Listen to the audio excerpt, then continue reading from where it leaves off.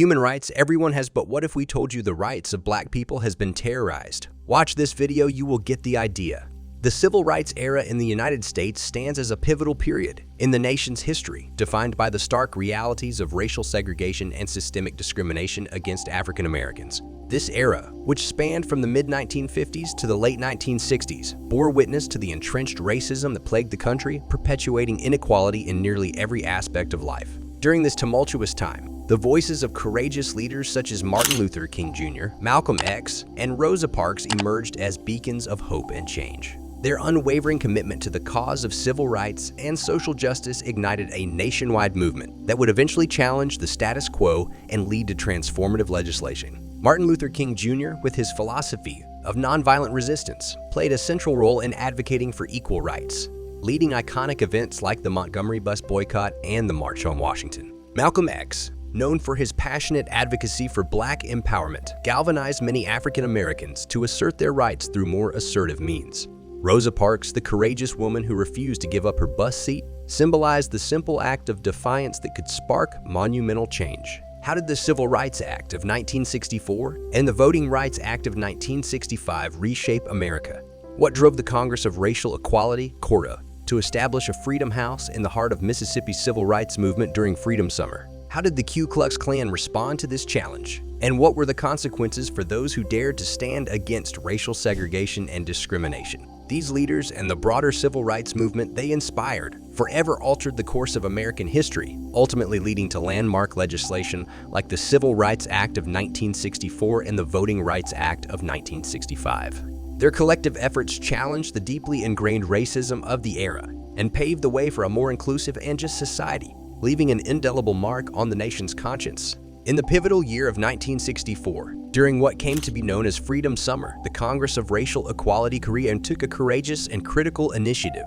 They established a Freedom House in Jonesboro, Mississippi, a state deeply entrenched in the heart of the civil rights movement. This symbolic act was a beacon of hope and a challenge to the prevailing racial segregation and discrimination that had long gripped the South. However, the emergence of this Freedom House was met with a fierce and ominous response from the notorious Ku Klux Klan. The Klan, vehemently opposed to any attempts at racial integration and equality, viewed the Freedom House as a direct threat to their supremacist ideology. Consequently, the house and its occupants became the target of relentless attacks. These attacks, which included the sinister act of church burnings, were intended to strike fear into the hearts of the African American community and those who dared to support the civil rights movement. Despite the palpable danger, the individuals associated with the Freedom House persisted in their mission to challenge segregation and expand civil rights. Before the Deacons of Defense and Justice were officially formed, the landscape of Jonesboro, Mississippi, during the civil rights movement was marked by a spirit of resilience and community protection. Two distinct groups, led by individuals of unwavering dedication, Ernest Thomas and Percy Lee Bradford, played pivotal roles in safeguarding the Freedom House. These groups acted as Sentinels, standing as the first line of defense against the relentless threats posed by the Ku Klux Klan. Ernest Thomas and Percy Lee Bradford, along with their dedicated teams, recognized the vulnerability of the Freedom House and the individuals associated with it. The Ku Klux Klan's campaign of terror and intimidation was a clear and present danger, making it imperative to ensure the safety of those who sought refuge in the house and the wider African American community. These Sentinels embraced their roles with remarkable courage and vigilance. Their presence served as a powerful symbol of resistance and determination. Through their collective efforts, they fortified the resolve of those who stood against segregation and racial injustice. Their actions not only protected the physical security of the Freedom House, but also embodied the spirit of unity and self-defense that would later become a hallmark of the Deacons of Defense and Justice. Their early efforts laid the foundation for a broader movement that would stand up against hatred, violence, and systemic racism, ultimately leaving an indelible mark on the annals of the civil rights movement. What motivated the emergence of the Deacons of Defense and Justice in 1964? How did this organization, primarily composed of veterans from World War II and the Korean War, shift the dynamics of the civil rights movement? What role did their commitment to nonviolence play in their approach to self-defense? On July 10, 1964, a pivotal moment in the civil rights movement unfolded as the Deacons of Defense and Justice emerged. This organization, born out of necessity and a deep commitment to protecting African American communities, was spearheaded by African American men, notably Ernest Chiley, Willie Thomas, and Frederick Douglass Kirkpatrick. The Deacons of Defense and Justice distinguished themselves as an armed self-defense organization, a response to the escalating violence and intimidation tactics employed by the Ku Klux Klan and other white supremacist groups. Comprising mainly veterans who had served in the Korean War and World War II, these men brought with them a wealth of military experience, discipline, and a profound understanding of the importance of organized resistance. Their decision to arm themselves and protect their communities was a profound statement of self-reliance and determination. These veterans, having fought for freedom abroad, now found themselves on the front lines of the battle for civil rights in their own country. The Deacons' commitment to nonviolence was evident in their actions. They sought to defend their communities and civil rights activists while avoiding unnecessary bloodshed. Their formation marked a turning point in the civil rights movement, demonstrating that African Americans were no longer willing to be passive victims of racial violence and discrimination. As a symbol of resistance and empowerment, the Deacons of Defense and Justice would go on to inspire other communities and organizations to stand up against racial injustice, leaving an enduring legacy of courage and determination in the face of adversity. The clash that erupted in Bogalusa, Louisiana, in 1965 stands as a watershed moment in the history of the Deacons of Defense and Justice.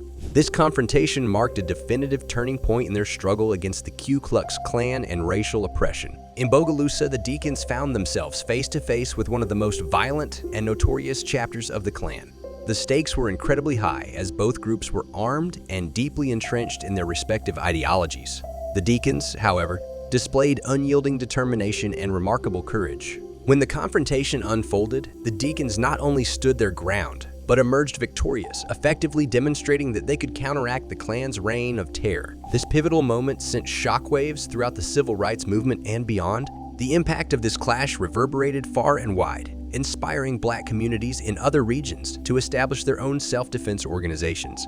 The Deacons of Defense and Justice became a powerful symbol of resistance, galvanizing others to take a stand against racial violence and discrimination. Furthermore, the federal government, spurred by the escalating violence and the Deacons' unflinching resolve, initiated actions to curtail Klan activities in the region.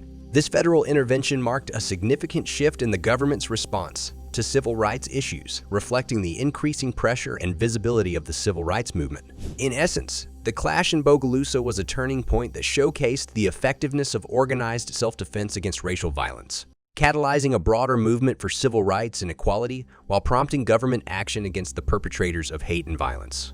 The Deacons of Defense and Justice, though their presence in the annals of history may have been relatively brief, left an indelible mark on the civil rights movement and the broader struggle for civil rights in the United States. Their legacy is a testament to the unwavering determination of African Americans in the face of violence and oppression. These courageous men demonstrated that African Americans not only could but would stand up to protect their rights and dignity when faced with brutal violence and systemic racism. Their armed self-defense approach, while controversial in some quarters of the civil rights movement, sent a powerful message.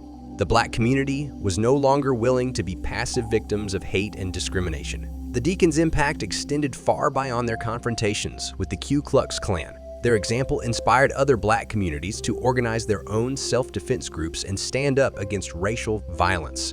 Their influence also spurred the federal government to take notice and initiate actions against the Klan's activities in the South. While the rise of more powerful Black power groups eventually eclipsed the Deacons' prominence, their impact continued to resonate.